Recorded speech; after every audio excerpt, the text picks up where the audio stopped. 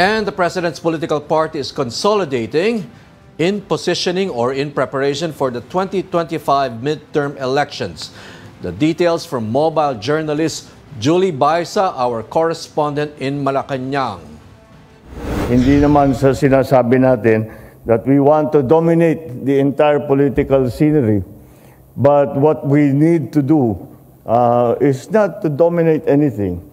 But what we need to do is to be able to bring onto the fold all the different elements of society, all the different elements of the political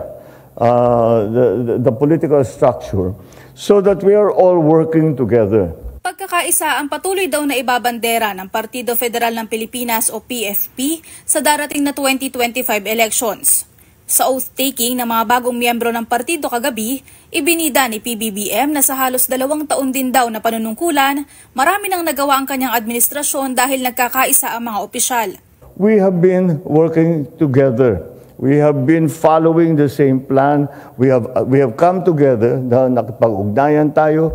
Ano bang problema dun sa inyong region, sa iyong probinsya, sa iyong bayan? At pinakinggan natin silang lahat. Kasabay niyan, inanunsyo na rin ng partido ang mga target nilang makasanib puwersa sa halalan, kasama ang Lakas, Nationalist People's Coalition, Nationalista Party at National Unity Party sa House of Representatives maging ang local parties. Pero wala pa sa listahan ang hugpong ng pagbabago na dating pinamunuan ni Vice President Sara Duterte Carpio. Sabi ni PFP President at South Cotabato Governor Reynaldo Tamayo, nagtapos ang alyansa ng kanilang mga partido makaraan ng 2022 elections. Tinitingnan natin kung pagdating ng panahon, talagang gusto talaga ng hugpong na magkakaroon ng alliance. Titingnan natin yung both sides kung ano ang mga kailangan natin para magkaroon talaga ng common cause.